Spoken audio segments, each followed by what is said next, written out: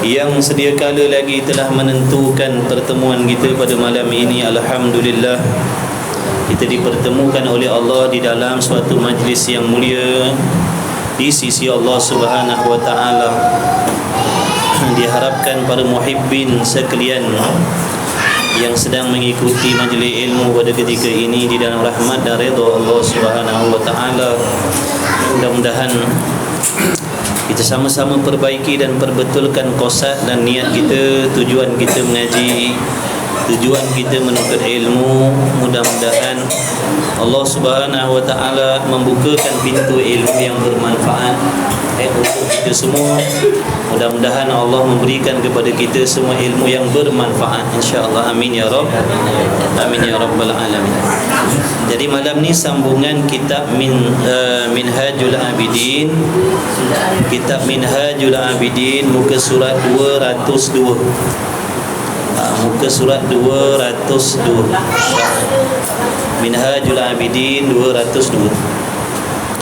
Qala al-muallif rahimahullahu ta'ala wa nafa'ana wa iyyakum bi'ulumihi wa bi'ulumi masyayikhina fid daraini amin ya rabbal alamin. InsyaAllah sama-sama kita tumpukan perhatian kita, sama-sama kita tumpukan perhatian kita, jaga adab dan akhlak kita di dalam majlis ilmu. Mudah-mudahan Allah Ta'ala meridai, merahmati kita semua, insya-Allah. Kata musannif, ini suatu fasal dan jumlah pekerjaan ini bahawasanya apabila kamu hamba Allah tilik dengan akalmu, maka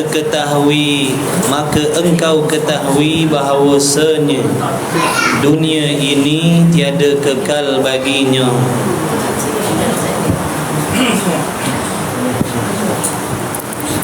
Maksudnya, kesimpulannya, kata musannif rahimahullahu ta'ala, kesimpulannya apabila kamu, yakni apabila kita menilik, menggunakan akal fikiran kita, apabila kita merenung, berfikir, menilik, menggunakan akal fikiran kita serta hati yang insaf, maka dapat kita suatu keputusan ataupun kita dapat jawapan bahawasanya yang dinamakan dunia ini tiada kekal bagi, yakni sesuatu yang tidak ada hubung kait dengan ibadat, sesuatu yang tidak ada urusan dengan urusan akhirat, sesuatu perkara yang tidak memberi faedah selepas daripada kita mati, yang dinamakan dunia, yang hari ini kita manusia bersungguh-sungguh saling berlumba-lumba mencari, mengejar kekayaan, mengejar keduniaan, mengejar kemewahan, mengejar nama baik, mencari puji-pujian, mencari penghormatan di atas dunia. Semuanya itu tidak bersifat semua itu tak kekal. Kita saksikan dengan mata kepala kita sendiri, ramai orang yang memiliki kekayaan akhirnya mati, orang yang memiliki nama baik akhirnya mati, orang yang dipuji-puji pun mati. Apa pun yang kita miliki atas dunia, sehebat apa pun, akhirnya mati. Jadi jangan disia-siakan umur kita mencari sesuatu yang kita sendiri yakin sesuatu itu akan hilang. Jangan kita habiskan masa kita, jangan kita habiskan usia kita berusaha bersungguh-sungguh pagi, petang, siang dan malam mengejar sesuatu yang kita sendiri yakin sesuatu itu akan hilang daripada tangan kita. Jadi seandainya kita bersikap sedemikian, Seandainya hamba tadi bersikap sedemikian, sesungguhnya keadaan dan kelakuan kita itu samalah seperti orang yang tidak berakal. Samalah keadaan kita seperti orang yang tidak waras, orang yang tidak berakal. Kita tahu benda tu hilang, kita tahu benda tu akan binasa, tapi kita habiskan masa kita mencari, mengejar, berlumba-lumba. Yang lebih membinasakan, yang lebih keji, disebabkan benda yang hilang tadi kita membelakangkan perintah Allah. Dengan sebab mengejar sesuatu yang kita sendiri yakin akan hilang tadi, disebabkan mengejar sesuatu yang kita sendiri yakin tadi akan hilang, sanggup kita Muslim, sesama manusia, kadang-kadang menjadikan asbab memutuskan silaturahim di antara kita, adik-beradik dan sebagainya. Na'udzubillah. Alangkah hinanya, alangkah hinanya keadaan dan kelakuan kita sedemikian. Itu maksudnya. Sepatutnya bagi orang yang waras, sepatutnya bagi orang yang waras, yang berakal, dia akan bersungguh-sungguh mengejar, berusaha mengumpul sesuatu yang bersifat kekal, iaitu yang dinamakan ibadat, yang dinamakan akhirat. Tapi kita sebaliknya, kita berlumba-lumba, habis masa, habis waktu, kita belanjakan untuk mencari sesuatu yang kita sendiri yakin kita akan lepaskan. Na'udzubillah. Jadi kita renung, fikir, renung, berapa banyak dah masa kita yang kita habiskan untuk mengejar, mencari, berusaha mengumpul sesuatu yang kita sendiri yakin akan hilang. Habis masa kita. Habis masa kita dibelanjakan untuk mencari sesuatu yang akhirnya hilang. Maka engkau ketahui bahawasanya dunia ini tiada kekal baginya. Kekayaan di dunia, kebahagiaan di dunia, kemewahan di dunia ni semuanya tak kekal. Hidup bahagia macam mana pun, rumah tangga kita bahagia macam mana pun, tak kekal. Kebahagiaan kita di atas dunia ni tak kekal sampai bila. Yang kita nak kena usaha kebahagiaan yang selepas mati tu. Kebahagiaan selepas mati tu yang kita nak kena usahakan.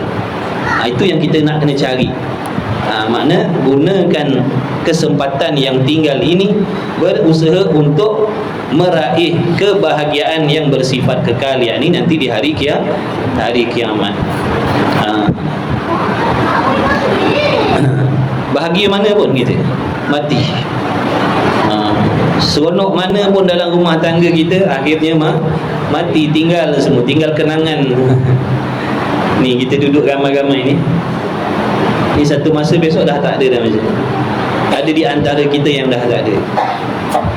Semuanya yang atas dunia ni tak kekal mana. Tak kekal mana. Akan diambil kembali oleh Allah Subhanahu wa taala. Maka jangan kita bersifat dan berperangai seperti orang yang tidak waras. Jangan kita bersifat dan berperangai seperti orang yang tidak waras, mencari sesuatu yang hilang, mencari sesuatu yang kita akan buang, mencari sesuatu yang kita akan tinggalkan bila-bila masa saja. Bila-bila masa saja kita akan tinggalkan semua itu. Betul, Allah Ta'ala berfirman di dalam Al-Quran, Allahumma salli ala sayyidina Muhammad, alhaakumut takathur hatta zurtumul maqabir. Telah membinasakan akan kamu oleh berlumba-lumba di atas dunia mencari kemegahan. Kita tengok orang tu hebat, kita nak hebat. Tengok orang tu megah, kita nak megah. Tengok orang tu mewah, kita nak mewah. Kita tengok orang tu selesa, kita nak selesa. Dalam keadaan kita tak sedar, masa kita habis dah kita gunakan nak mengejar benda-benda yang namanya dunia. Dunia tadilah, keselesaan tu dunia, kemegahan tu dunia, kekayaan tu dunia. Mana benda yang tidak ada hubung kait dengan ibadat, benda lebih-lebih, benda yang lebih-lebih. Jadi dengan sebab nak mengejar benda yang lebih-lebih tadi, keselesaan tadi contohnya, habis masa kita. Kalau seandainya kita tidak diselamatkan oleh Allah Subhanahu Wa Taala, maka kita akan mati dalam keadaan perlumbaan tadi tu. Kalau kita tidak diselamatkan oleh Allah, tidak diberi kesedaran oleh Allah, tidak dipanggil oleh Allah, maka begitulah keadaan kita, mana mati kita dalam kehinaan, mati kita dalam kecelakaan, mati kita su'ul khatimah. Mati kita su'ul khatimah. Kesudahan kita itu kesudahan yang tidak baik. Dalam keadaan bersibuk, berbimbang, merebut dunia tadi, mati. Na'udzubillah. Berbeza dengan orang yang akhirnya mati dalam keadaan dia bersibuk mencari akhirat. Meskipun dulu waktu muda dulu habis umurnya digunakan untuk mencari keduniaan, mengejar kekayaan, mengejar kesenangan, mengejar kemewahan, tapi akhirnya seandainya hamba-hamba Allah Ta'ala tadi dipilih oleh Allah untuk diselamatkan, maka akhirnya dia akan bersibuk berbimbang dengan ibadat. Kalau macam tu alhamdulillah. Kalau macam tu alhamdulillah. Tapi mana kita tahu, contoh sekarang ni saya gunakan usia muda saya, pagi, petang, siang, malam, saya habiskan masa dan tenaga saya mengejar harta kekayaan. Adakah saya mengetahui dan meyakini akhir usia saya nanti akan diselamatkan oleh Allah Subhanahu Wa Taala menjadi orang yang akan bersibuk dengan ibadat, dengan akhirat? Mana kita tahu perkara yang akan datang. Cuma apa yang berlaku di sekeliling kelalang kita ni, kita boleh perhatikan dengan mata kita dan boleh fikir dengan akal fikiran kita. Ada hamba-hamba Allah yang bernasib baik, waktu mudanya bersibuk berbimbang mencari harta kekayaan, tapi akhirnya bersibuk dengan ibadat. Itu wujud rezeki dia, alhamdulillah. Dan ada pula daripada muda sampai tua mati dalam keadaan mencari kemewahan. Na'udzubillah min zalik. Jadi kita tak tahu. Kita tak tahu. Kita tak tahu masa kita akan datang, tak tahu adakah kita juga makna akan bernasib baik dipilih oleh Allah Ta'ala menjadi hamba-hamba yang pada awalnya bersibuk dengan dunia, pada akhirnya bersibuk dengan ibadah, dengan akhirat. Kita tak pasti. Maka oleh yang demikian, makna jangan tunggu masa yang akan datang. Jangan tunggu masa yang akan datang. Masa yang sangat bernilai, masa yang sangat berharga untuk kita mengubah diri kita menjadi hamba yang dekat dengan Allah, dekat dengan ibadat, dekat dengan akhirat, adalah masa yang kita sedang berada di dalamnya. Waktu yang kita sedang berada di dalamnya, itulah waktu yang terbaik untuk kita mendekatkan diri kepada Allah. Kerana masa akan datang itu adalah suatu masa yang tidak pasti. Masa yang akan datang, masa yang tak pasti. Kita tak pasti umur kita sampai berapa.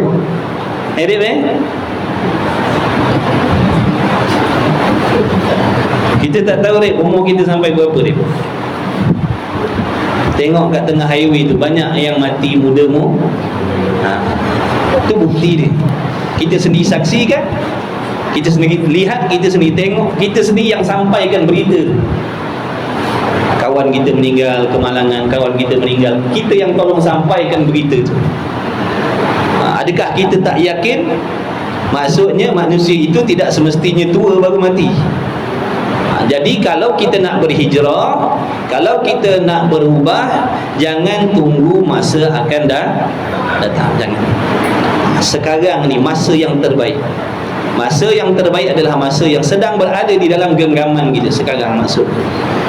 Adapun semalam, adapun petang tadi, itu masa yang dah jauh, yang mana kita takkan jumpa sampai bila dah kita tak jumpa dah. Masa semalam, minggu lepas, petang tadi, kita dah takkan jumpa dah. Besok pun belum pasti lagi. Yang pasti ni masa yang kita sedang berada di dalamnya. Inilah masa yang terbaik untuk kita menginsafi kesilapan, kesalahan kita dan berusaha untuk mendekatkan diri kepada Allah. Besok kita tak pasti.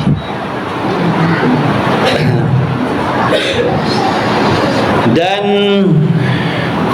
tiada kekal baginya, dan manfaat tiada cukup dengan mudaratnya, mudarat dunia.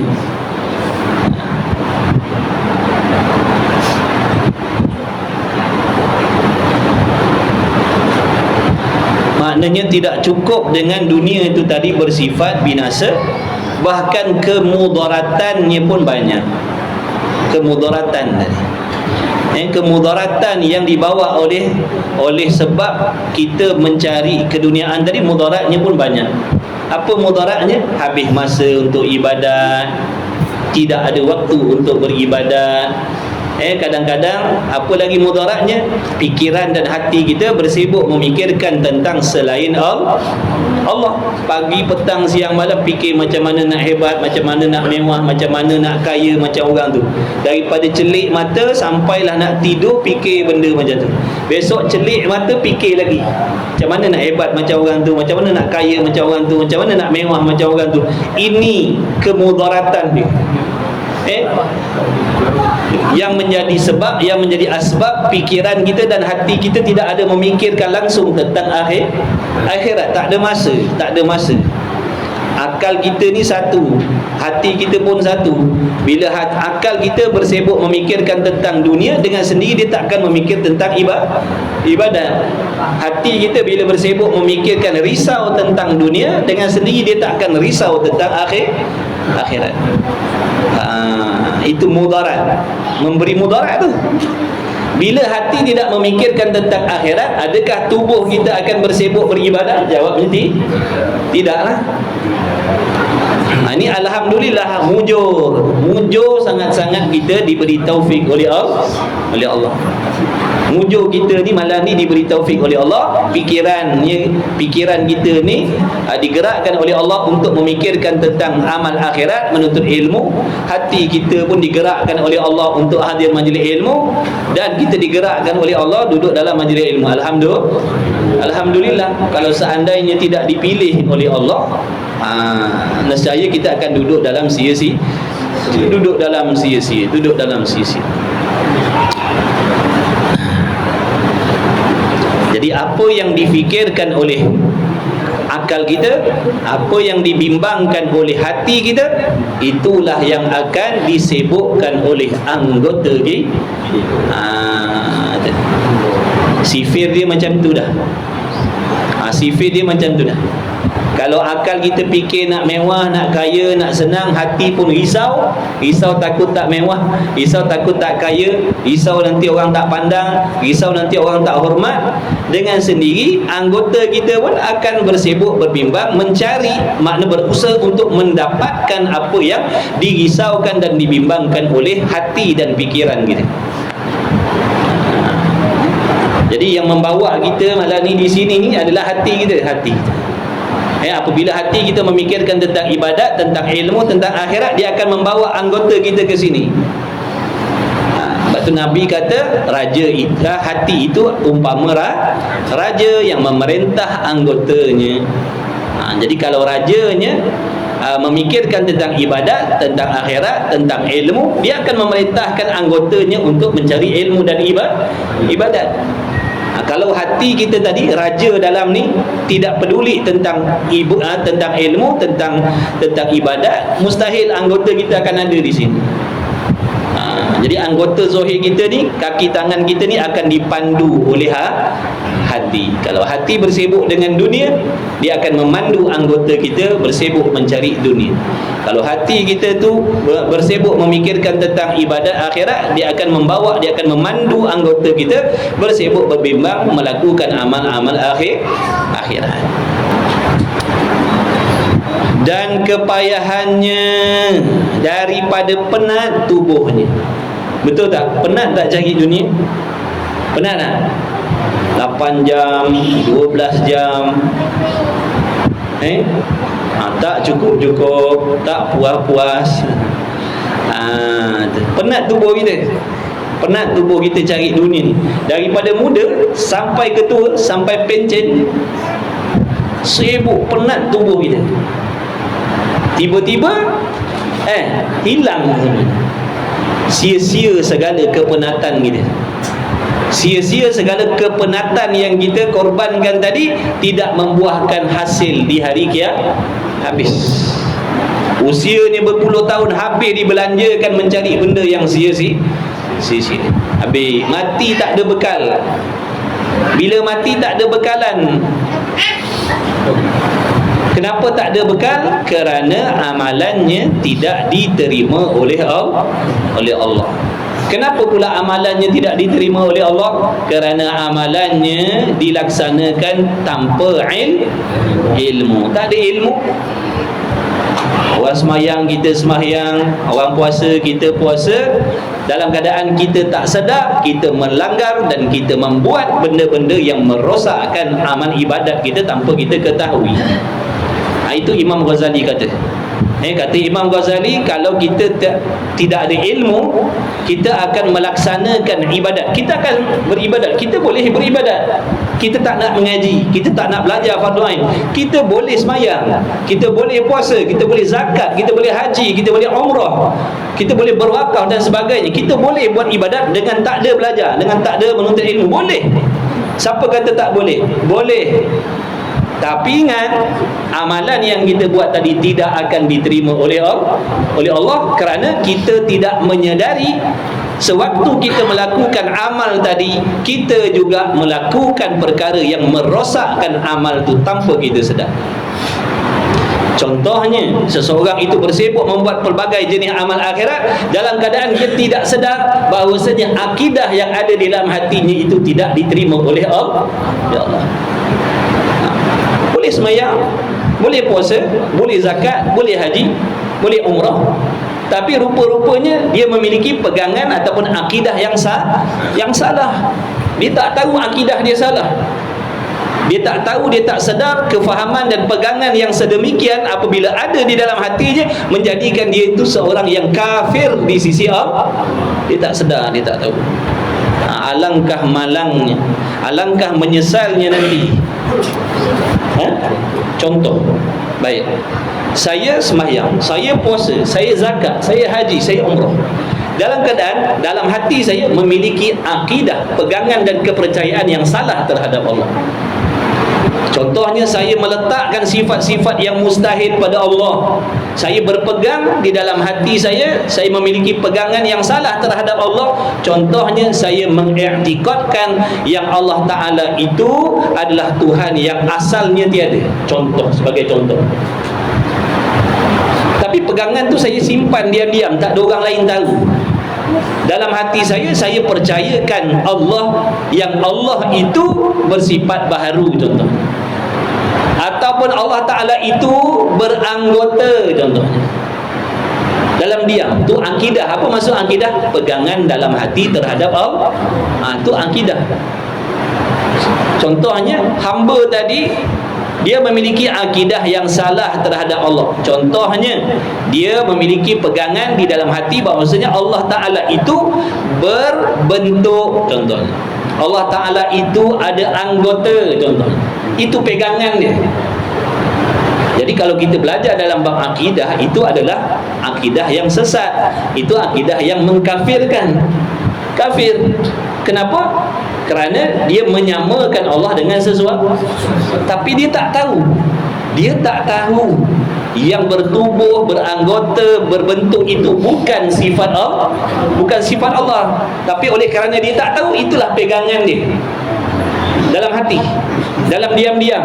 Itu pegangan dia dalam hati. Ataupun dalam hati dia penuh dengan keraguan tentang ilmu Allah. Ya ke Allah Ta'ala tu tahu semua benda? Dalam hati dia, itu nama akidah. Di antara 3 perkara yang menyebabkan seseorang itu jadi kafir, yang paling bahaya sekali adalah akidah yang sah. Sebab kita tak nampak. Abang-abang tak nampak akidah yang sesat dalam hati saya. Sebab saya tak pernah cerita dengan orang. Itu yang paling bahaya sekali. Dalam diam-diam dia memiliki akidah yang salah terhadap Allah, tapi dia semayang. Maksudnya bila akidah kita sesat terhadap Allah, beriman ataupun kufur? Kufur.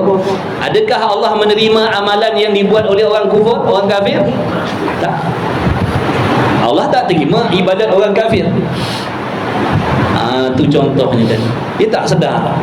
Rupa-rupanya ada perkara yang menyalahi ataupun dia telah melanggar undang-undang ibadah tadi. Dia tak tahu yang akidah yang sebenar itu sangat penting untuk amalannya diterima oleh Allah.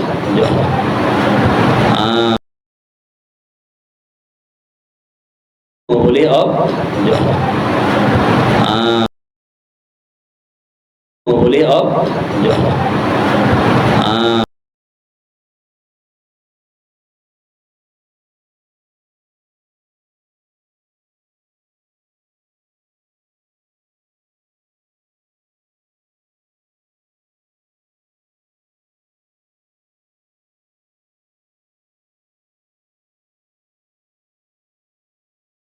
Pada tanggapan dia sah dah mandi wajib, lalu dia pun sembahyang. Lalu dia sembahyang, hari-hari dia sembahyang. Padahal dia solat dalam keadaan dia masih lagi berhadas sebab apa? Mandi wajibnya tidak sah. Kenapa tidak sah? Tak tahu. Dia tak tahu mandi wajib tu bagaimana. Dia tak ada ilmu, dia tak mengaji. Ini yang dimasukkan oleh Al-Imam Ghazali rahimahullah ta'ala. Seseorang hamba itu apabila dia duduk dalam jahil, apabila dia tidak menuntut ilmu, apabila dia tidak ada ilmu, dia akan melakukan ibadat dalam masa yang sama dia membuat perkara yang membatalkan ibadat tanpa dia sedar. Boleh faham tak tu? Itulah bahayanya kalau tak menuntut ilmu. Nanti menyesal lah. Mati-mati harap ada kebajikan, rupanya bila dah mati dapat keputusan amal satu pun tak diterima oleh Allah. Baru tahu kesilapan dalam ibadah tadi. Tapi dah terlambat nak menyesal. Dah mati dah. Allah tak izinkan kembali balik atas dunia, hidup balik supaya menuntut ilmu. Habis dah, tutup peluang. Allah dah bagi kita peluang berbelas tahun, berpuluh-puluh tahun. Tapi oleh kerana kerakusan kita dengan dunia tadi, kita tak pedulikan. Nantilah belajar agama ni, bukan penting sangat. Ilmu-ilmu fardu ain ni bukan penting sangat. Na'udzubillah min zalik. Na'udzubillah min zalik. Boleh ke?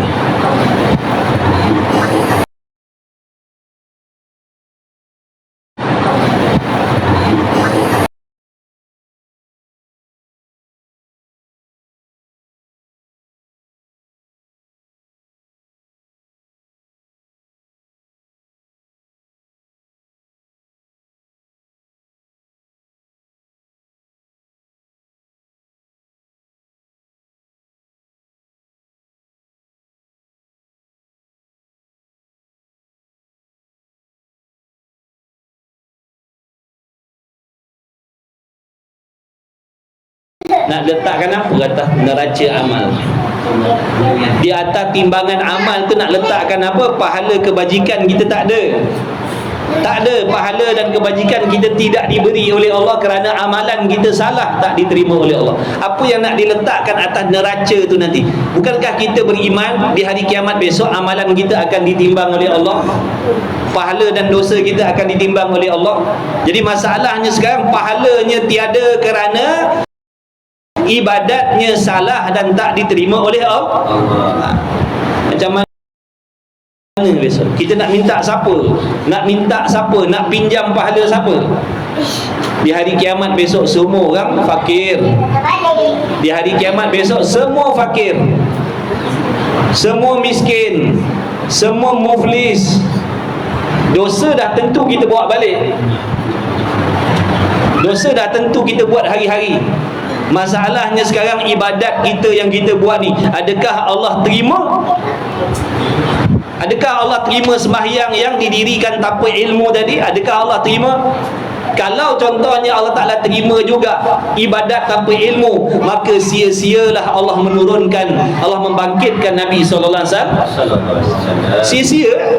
Allah Ta'ala mengutuskan Rasul sebagai guru, mendidik, memberitahu bagaimana cara mengabdikan diri kepada Allah. Tiba-tiba kita kata tak belajar pun tak apa, amalan kita akan diterima oleh Allah.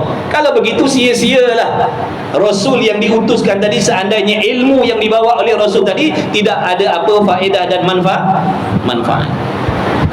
Baik tak payah utuskan Rasul. Kalau dah beribadat tu boleh ikut cara masing-masing. Yang dah orang yang menuntut ilmu tu pun belum tentu lagi amalnya diterima oleh Allah. Kita yang mengaji ni belum tentu lagi amalan kita Allah terima. Sebab banyak lagi kesilapan, banyak lagi kesalahan, banyak lagi perangkap, banyak lagi musuh. Dah mengaji, dah semayang, mengumpat tak tinggal, berdengki tak tinggal, tu tak cerita lagi. Itu tak cerita lagi. Dah mengaji, dah alim, dah pandai beribadat, tapi pantang larang dalam ibadat kita tak tinggalkan lagi. Padahal mengumpat, berdengki ini di antara pantang yang mesti dijauhkan oleh orang yang beribadat. Nabi dah bagi tahu, dengki contohnya menghapuskan segala pahala kebajikan. Jadi apa jadi dengan qiyamul lail kita? Apa jadi dengan haji umrah kita? Apa jadi dengan wakaf kita? Kalau seandainya sambil-sambil kita beribadat, hati kita ada berdengki dengan manusia lain, adakah pahala nanti akan diterima? Tak, dihapuskan oleh Allah. Ini cerita orang yang dah belajar, yang dah beribadat, pun belum pasti lagi ada pahala yang akan dibawa balik. Macam mana pula keadaan orang yang memang tidak menuntut ilmu? Macam mana pula cerita dia? Na'udzubillah. Tu kita kena hati-hati. Cerita akhirat ni bukan cerita main-main. Kita ni semua besok, kaki kita ni semua akan berdiri di padang mahsyar besok. Ni tapak kaki ni lah yang akan berdiri di padang mahsyar besok. Bawa diri masing-masing, tak pedulikan suami, tak pedulikan isteri, tak pedulikan anak-anak. Nafsi-nafsi.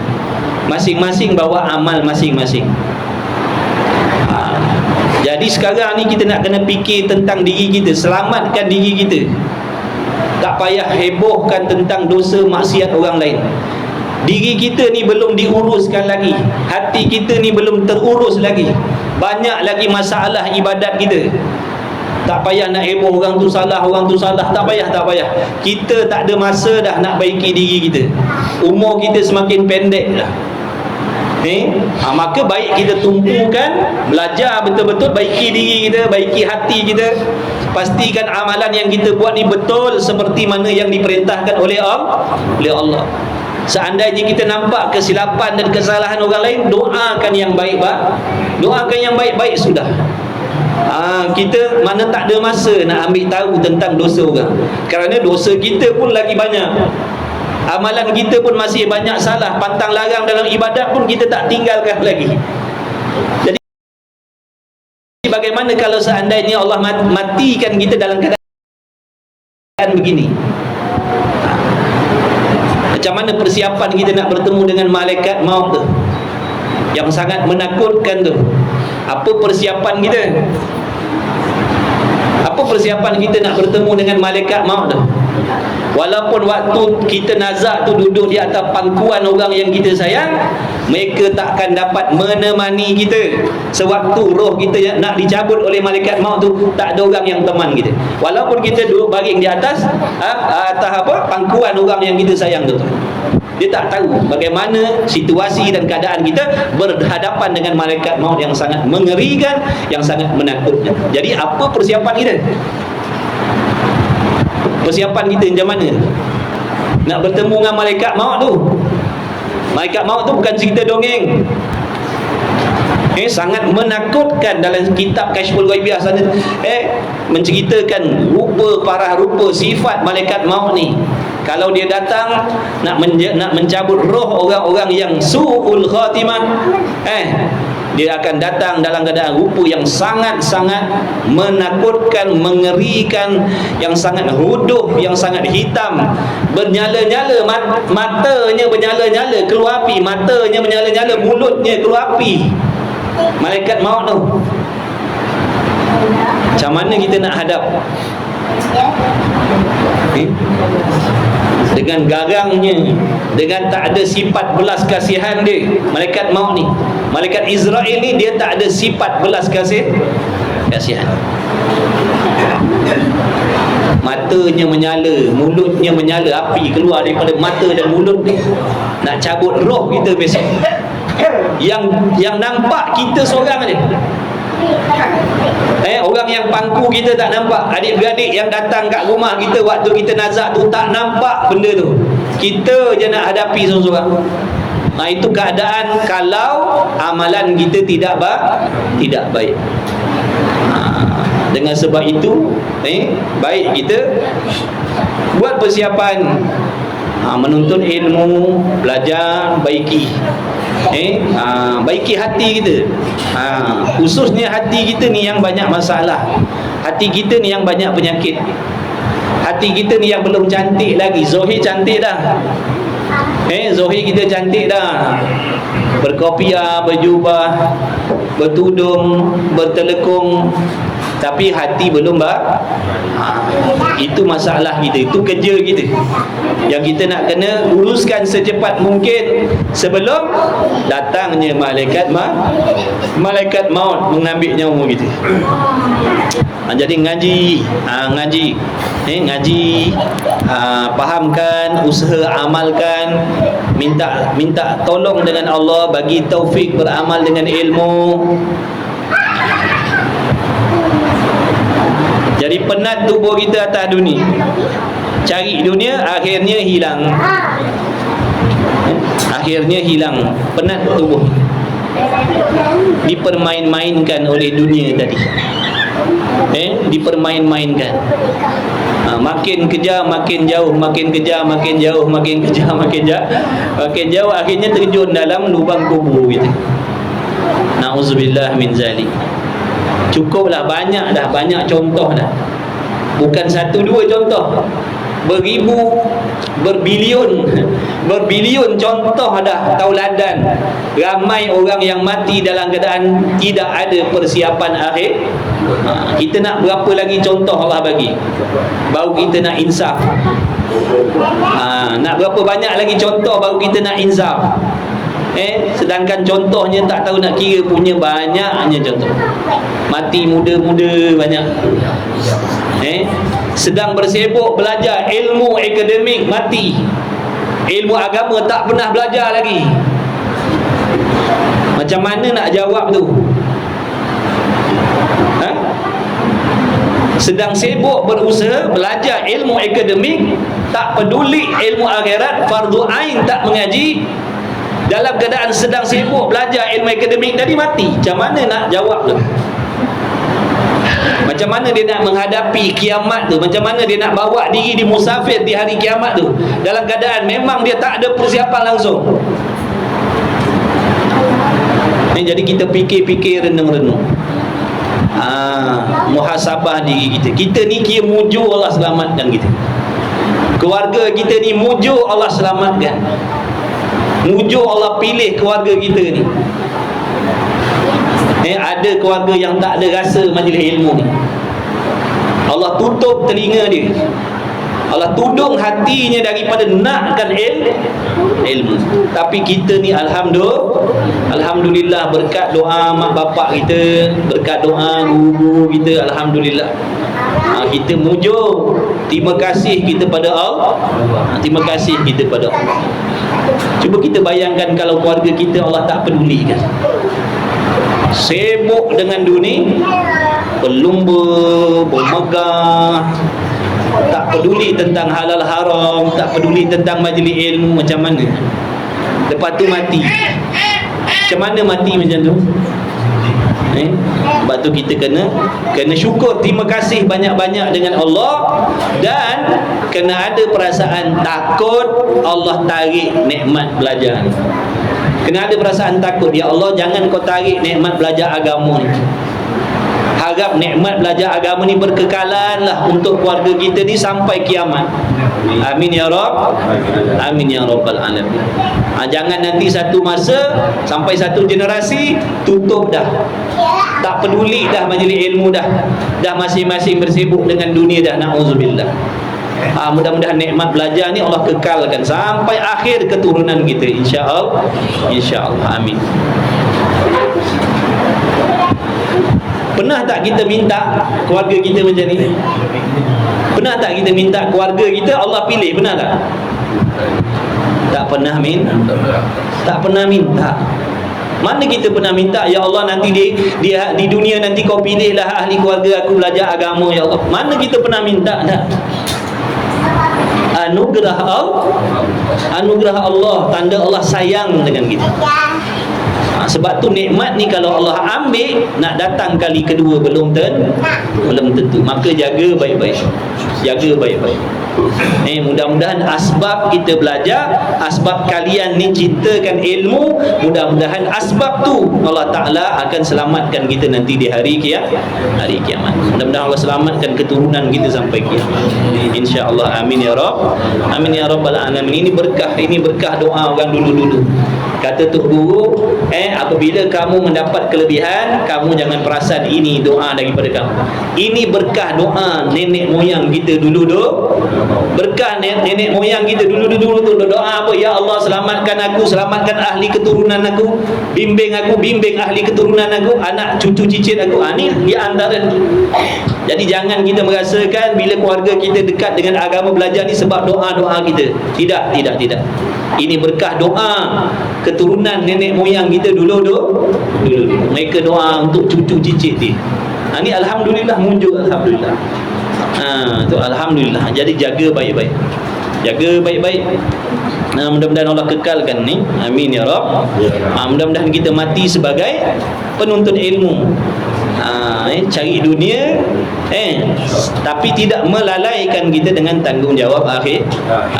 Mudah-mudahan dengan asbab adanya ilmu ni terkawal, maknanya terkawal tingkah laku kita. Salah silap tu dah memang tak boleh nak pisahkan, dah kita manusia. Tapi bila ada ilmu ni maknanya terkawal, maknanya bila lupa, bila lalai, bila kita belajar teringat balik salah kita. Jadi majlis ilmu ni sebenarnya majlis ilmu ni adalah teguran daripada Allah, peringatan daripada Allah sebenarnya. Dalam ilmu tu, dalam majlis ilmu tu Allah menyampaikan, Allah memberitahu, Allah memberi petunjuk. Jadi di situ nanti kita akan menyedari kesilapan dan kesalahan kita. Kalau kita jauhkan diri daripada majlis ilmu, maknanya kita akan jauh daripada petunjuk Allah. Petunjuk Allah. Siapa lagi kita nak harap kepada kita? Siapa lagi yang kita harapkan memberi petunjuk selain daripada Allah? Siapa lagi yang boleh memberi petunjuk kepada kita? Tidak ada melainkan Allah. Melainkan Allah. Dan penat tubuhnya dan bimbang hati di dalam dunia. Hati kita dalam dunia ni tak senang. Hati tak tenang, hati tak senang sebab memikirkan tentang kesenangan dunia. Susah. Tengok orang lain kaya, kita susah. Tengok orang lain mewah, kita jadi susah. Atau apabila dalam hati kita ada cintakan dunia, dia akan jadi macam tu. Sebab tu ubat dia apa? Zuhud. Zuhud di mana bencikan sesuatu yang tidak ada hubung kait dengan akhirat. Bila dalam hati kita ada zuhud, ada qanaah, orang lain kaya, orang lain mewah, kita takkan sakit kita takkan sakit hati, kita takkan susah hati dengan kekayaan orang. Dia nak kaya, itu rezeki dia. Rezeki orang takkan pergi, takkan datang kepada kita, rezeki kita takkan berpindah ke orang lain. Tapi masalahnya bila hati kita ni cintakan dunia, ini yang kita merasakan harta kekayaan orang lain itu adalah milik kita, itu yang kita nak rebut, itu yang kita timbul rasa hasad dengki. Jadi Islam ni dia dah memang ajar kita zahir batin. Kalau kita ikut, kita akan jadi hamba, jadi manusia yang akan tenang setenang-tenangnya. Kau nak kaya, silakan. Tu rezeki milik kamu. Tu rezeki milik kamu. Allah yang atur kamu dapat sebanyak itu, kami dapat sebanyak ni. Allah tidak salah dalam mengaturkan rezeki hamba dia. Jadi penyakit cintakan dunia tu kepala segala kejahatan. Kepala segala kejahatan adalah penyakit cintakan dunia. Tak boleh tengok orang lain senang, tak boleh tengok orang lain kaya, tak boleh tengok orang lain mewah. Berasa malang kalau tidak diberi kekayaan oleh Allah. Berasa malang kalau tidak diberi kekayaan, tidak diberi keselesaan oleh Allah. Dia berasa malang. Dia tak sedar, dia tak tahu betapa besarnya nikmat dan nilai Allah Ta'ala apabila memberi taufik kepada hambanya boleh mendirikan sembahyang. Dia tak nampak ini lagi besar nilainya nak bandingkan dengan kesenangan kemewahan tu.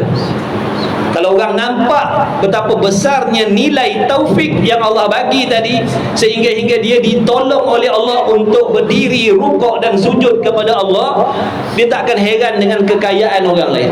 Sebab dia tahu pertolongan Allah kepada kita ni, boleh solat dan boleh sujud ni, tak boleh nak dibayar dengan dunia. Tak boleh nak bayar. Orang paling kaya dalam dunia orang kafir ke orang Islam? Nombor satu, orang kafir. Nampak tak? Adakah disujud kepada Allah? Dah. Sebab apa? Tak boleh beli.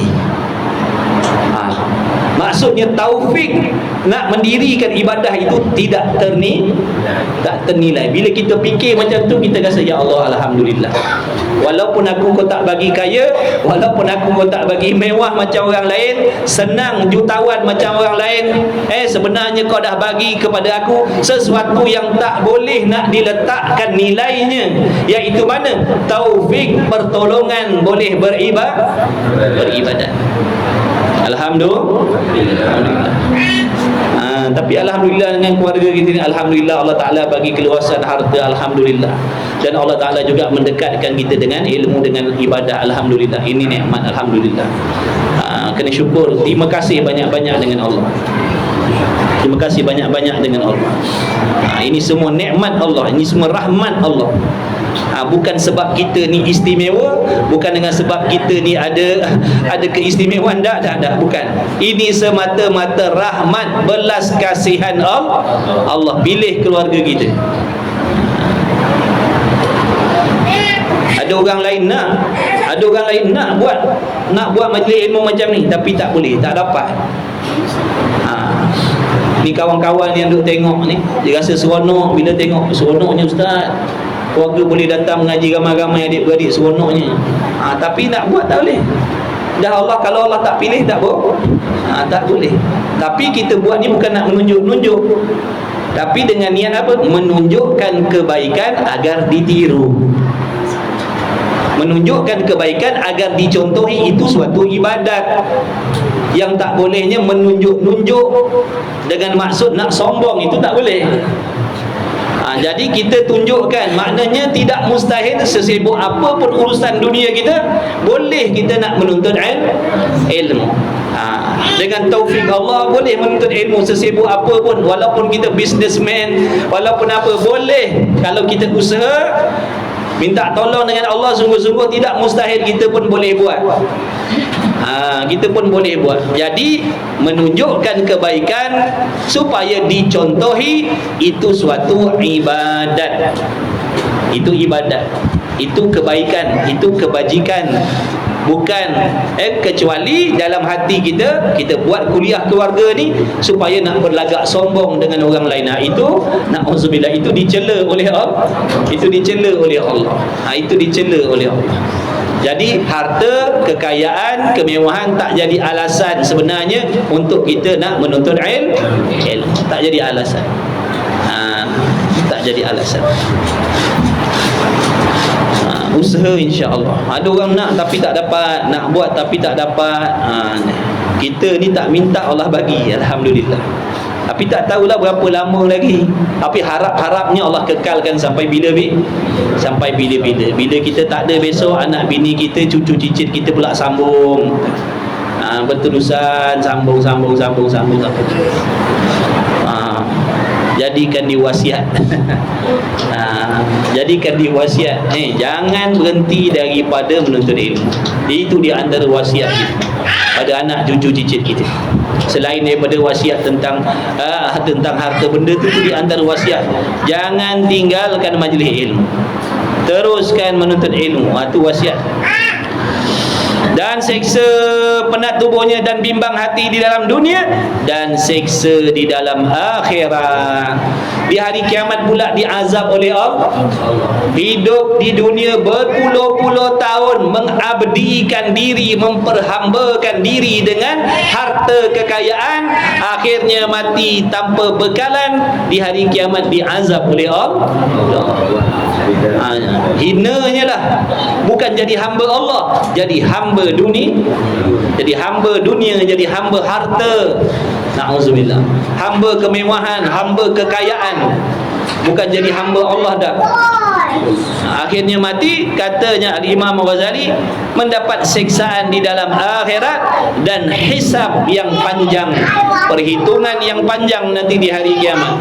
Orang lain dikhabarkan bahawasanya orang fakir miskin yang soleh akan masuk ke dalam syurga terlebih dahulu daripada orang kaya yang soleh. Dia akan duduk bersenang-senang dalam syurga 40 tahun baru orang kaya sampai. Ada pula ulama kata 400 tahun orang fakir miskin yang soleh masuk syurga dulu. Lepas 400 tahun baru orang kaya soleh sampai. Jauhnya jarak perbezaan kedudukannya. Panjang hisabnya. Panjang hisabnya sebab banyak harta, banyaklah hisab. Ada orang tanya baru ni lah, kita tengok ada viral kata kalau pinggang mangkuk tak pakai kena hisab. Tak peduli apa, semua akan dihisab oleh Allah. Yang pakai, yang tak pakai, semua akan dihisab oleh Allah. Cuma nak tengok pakai kepada benda manfaat ke pakai kepada benda yang tak manfaat. Semua tu akan dihisab oleh Allah. Umur kita pun akan dihisab oleh Allah. Nanti di antara pertanyaan Allah di hari kiamat di padang mahsyar, mana kita gunakan masa muda kita. Itu di antara soalan dia. Mana kita habiskan masa muda kita di dunia dulu. Akan ditanya oleh Allah. Mana kita makna daripada apa hasil rezeki yang kita dapat, apa sumber dan ke mana dibelanjakan. Itu di antara soalan nanti untuk kita di padang mahsyar.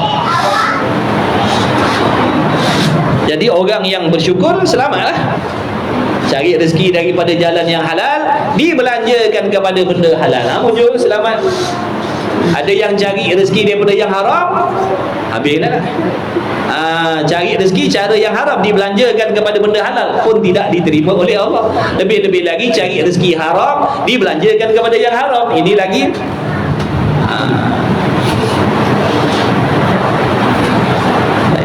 dan seksa di dalam akhirat dan hisab yang panjang. Nescaya zahid engkau pada barang yang nescaya zahid engkau pada barang yang daripada halalnya. Makna kalau kau yakin tentang peringatan yang diberikan oleh Al-Imam Al-Ghazali rahimahullah ta'ala tadi, kalau kau yakin adanya susah nanti di hari kiamat, adanya hisab di hari kiamat, ada hisab yang panjang di hari kiamat, dengan sebab berlebih-lebih daripada harta yang halal ni, nescaya kau akan menjadi orang yang zuhud dengan dunia.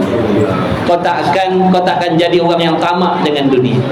Kalau kau yakin maknanya betapa sukarnya urusan di hari kiamat besok, asbab harta kekayaan ni yang halal tadi, nescaya kau akan jadi orang yang zuhud. Kau tak berani nak kumpul banyak sebab mengenangkan di sana nanti susah urusan. Jadi kita ni yang Allah Ta'ala dah bagi kalian yang Allah Ta'ala dah bagi keluasan harta ni, maka gunakan kepada perkara yang Allah redha. Bukan suruh buang pula semua, bukan.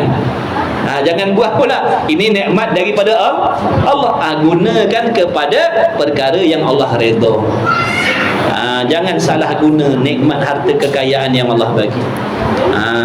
Contohi para sahabat radhiyallahu taala anhum. Sahabat bukan semua fakir miskin, betul?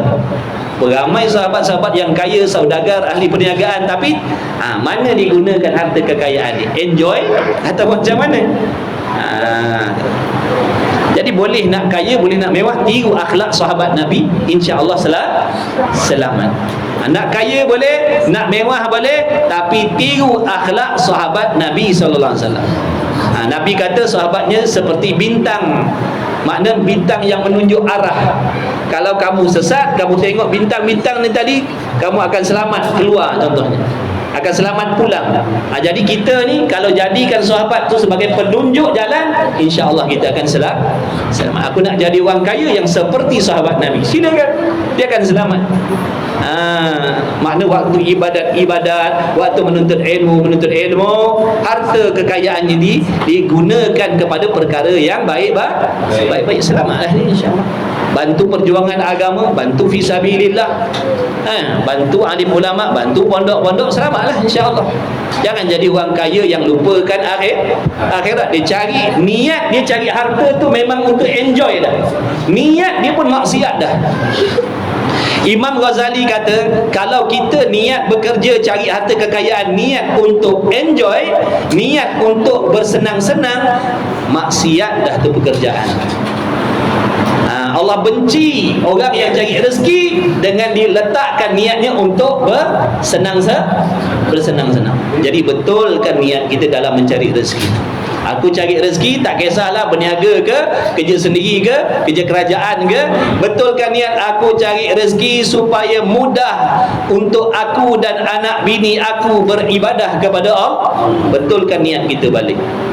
Kata Imam Ghazali, walaupun rezeki kita halal, tapi bila niat kita mencari harta tadi tu yang halal tadi untuk enjoy, untuk seronok-seronok,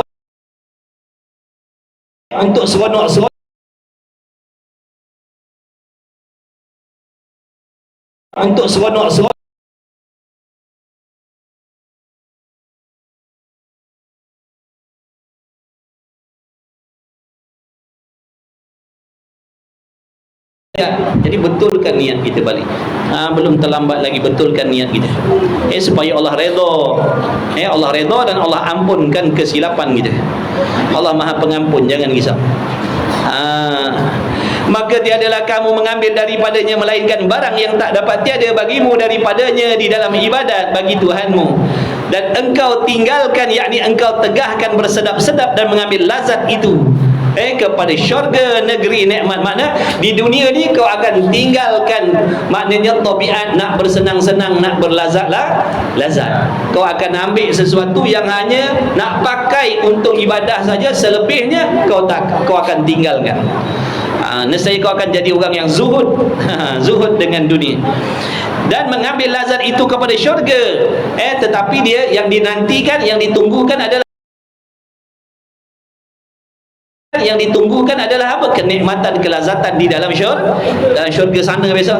Negeri nikmat yang kekal di dalam berjiran dengan Tuhan sekalian alam. Maksudnya orang yang duduk di dalam syurga ni, dia dekat dengan rahmat Allah. Bukan maksud berjiran duduk sebelah tempat Tuhan jaga-jaga. Itu ayat mutasyabihah lah tu. Bila duduk dalam syurga besok, kita berjiran dengan Allah. Apa maksud berjiran? Dekat dengan rahmat Allah, dekat dengan redha Allah. Bukan berjiran kita duduk sini, Tuhan duduk sebelah. Kita ngaji akidah dah kan, maha suci Allah daripada bertempat berpihak. Itu penting. Tauhid pun kena mengaji juga. Mudah-mudahan cukup dah sekadar itu. Mudah-mudahan asbab majlis ilmu kita dengan berkat Al-Imam Al-Ghazali rahimahullahu taala, dengan berkat Nabi kita Muhammad sallallahu alaihi wasallam, dengan berkat para malaikat yang berhimpun, yang berkumpul di dalam majlis-majlis ilmu, Mudah-mudahan kita semua yang hadir, yang mengikuti, tidak terkecuali kawan-kawan, sahabat-sahabat yang mengikuti majlis ilmu pada malam ni, mudah-mudahan kalian semua pun turut mendapat keberkahannya daripada Allah Subhanahu Wa Taala. Begitulah juga ahli keluarga kita, anak isteri kita, ibu bapa kita yang masih hidup, yang dah pergi. Mudah-mudahan Allah sampaikan kebaikan dan kebajikannya. Mudah-mudahan Allah pilih kita. Mudah-mudahan Allah sentiasa pilih kita, bagi taufik kepada kita untuk menjadi penuntut ilmu. Mudah-mudahan Allah sampaikan kepada kita guru-guru yang betul fahaman dan akidahnya. Mudah-mudahan Allah Ta'ala senantiasa memantau kita, memantau ahli keluarga kita, keturunan kita. Mudah-mudahan Allah Ta'ala memilih sekalian kawan-kawan kita, rakan-rakan kita, kenalan-kenalan kita, adik-beradik kita, sepupu sepapat kita, ipar duai kita. Boleh jadi ada lagi di kalangan mereka yang jauh daripada majlis ilmu. Mudah-mudahan dengan belas kasih sayang Allah, dengan berkat menjadi umatnya Nabi Muhammad sallallahu alaihi wasallam, mudah-mudahan Allah Ta'ala memilih kita semua, memilih kita semua menjadi orang-orang yang menuntut ilmu, supaya nanti kita semua dipilih oleh Allah, dipermudahkan jalan untuk masuk ke syurga Allah Subhanahu Wa Ta'ala. Amin ya Rabb, amin ya Rabbal Alamin. Dan kita doa juga dengan keberkahan majlis ilmu, kita doa kepada Allah, mudah-mudahan Allah Ta'ala memberi pertolongan, keselamatan kepada pejuang-pejuang kita di Palestin, saudara kita di sana yang sedang duduk dalam serba-serbi kesusahan, kepayahan, azab. Mudah-mudahan Allah memberikan bantuan dan pertolongan kepada mereka. Mudah-mudahan yang syahid Allah Ta'ala terima syahid mereka. Mudah-mudahan Allah Ta'ala memberikan kesabaran di dalam hati mereka, keutuhan akidah dan iman mereka. Mudah-mudahan kita nanti dapat menumpang keberkahan mereka, kerana orang-orang yang syahid nanti akan memberi syafaat di hari kiamat. Mudah-mudahan dengan asbab kita mendoakan mereka, mudah-mudahan nanti kita dipanggil oleh mereka untuk diberi syafaat, insya-Allah. Amin ya Rabb, amin ya Rabbal Alamin. Jadi malam ni insya-Allah kita buat tahlil ringkas, untuk nama-nama yang tertera di sini, dan kita niatkan semuanya, kita niatkan untuk sekalian muslimin, muslimat, mukminin, mukminat yang telah pergi. Jadi semuanya lah, semuanya lah. Andai kata ada adik-beradik kita, kawan-kawan kita, begitulah juga kawan-kawan kita yang sedang mengikuti majlis ilmu ini secara online. Jadi kita tahlil ni pun kita niatkan pahalanya untuk semuanya. Almarhum, almarhumah, ibu bapa kita, sahabat andai kita yang dah pergi, andai kata ada ganjaran pahalanya, mudah-mudahan Allah persampaikan kepada mereka dengan berkat Nabi kita Muhammad sallallahu alaihi wa alihi wasallam. Dan nanti kita baca doa selamat untuk semuanya, insya-Allah.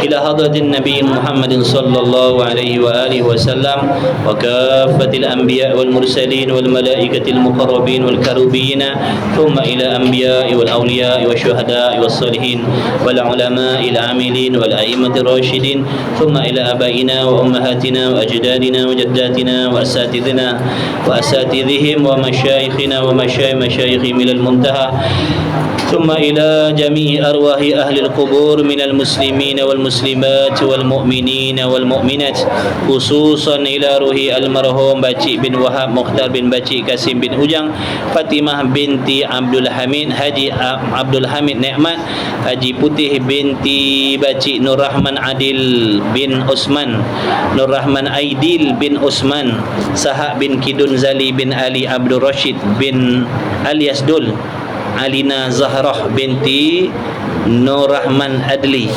Alina Zahirah binti Nur Rahman Adli, wa furu'ihim wa nasabihim wa man yantasibu ilaihim kullihim ajma'in. Syai'ulillahi lahumul Fatihah. A'udzu billahi minasy syaithanir rajim. Bismillahirrahmanirrahim.